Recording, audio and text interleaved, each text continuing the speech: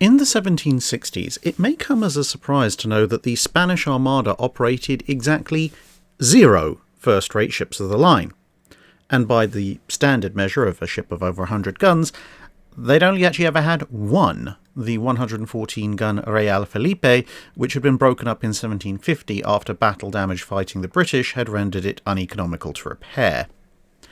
It was now, however, decided to build another ship of this type, with the ambition, at least, of it being the largest warship in the world. Planned as a 112-gunner, a figure that would be greatly favoured by future Spanish first-rates, she was redesigned slightly in the late 1760s into a 116-gunner. Laid down in October 1767, launched in March 1769, and commissioned toward the end of the year, she was indeed at this stage, at least according to some sources, the largest warship in the world, and powerfully armed at that, with a lower gun deck carrying 30 single 36-pounder guns, the middle gun deck having 32 24-pounders, and the upper gun deck 32 12-pounders, with an additional 22 8-pound guns on the quarterdeck and in the forecastle. She would be named Nuestra Senora de la Santisima Trinidad, or Our Lady of the Holy Trinity in English, or Santisima Trinidad for short. Displacing just a little under 5,000 tons, she was a bit larger than the recently commissioned HMS Victory, and would, again depending on the source, likely retain this title until the 1790s, when the French Océan class began to enter service. As she was built in Havana, in Cuba, she was constructed of locally available wood, which meant that unlike her mostly oak-based European counterparts, she was largely built out of mahogany, teak, and Cuban cedar. Her initial service in the 1770s was relatively successful, leading the Armada's forces alongside French allies as Spain weighed in during the American War of Independence against Britain. During this period, she led an attack on a 63-strong merchant convoy that would lead to the capture of no less than 55 merchant ships. But in the 1780s, she was sent to the Mediterranean, and here her luck began to run out. Firstly, she was assigned to the fleet that was supposed to support the recapturing of Gibraltar, but the Great Siege of Gibraltar failed, in part because the British converted the Rock of Gibraltar into an even bigger land-based ship of the line.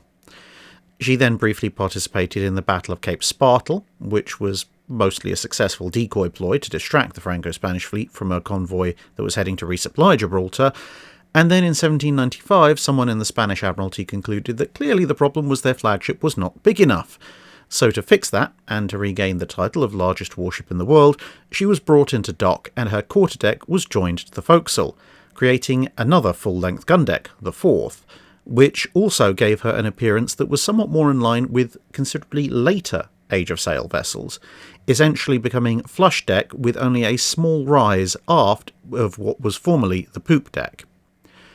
Her other 3 gun decks were also slightly upgraded. She now carried 32 36-pounders, 34 24-pounders, 36 12-pounders, 10 24-pound arquebusiers, roughly equivalent to carronades, and 18 8-pounders. These last 2 groups being on the new 4th gun deck for a grand total of 130 guns. There were also 4 4-pounders, known as Pederosos, but these are of such low throw weight that most sources don't actually count them as part of the anti-ship battery.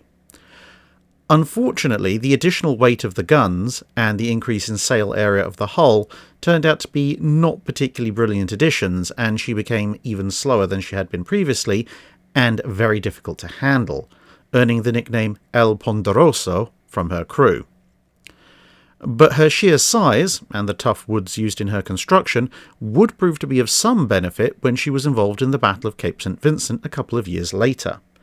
Attacked at various points by Nelson in HMS Captain, then the Culloden, Blenheim, Orion, Irresistible and Excellent, she was eventually dismasted, shot through, and had the majority of her crew rendered casualties.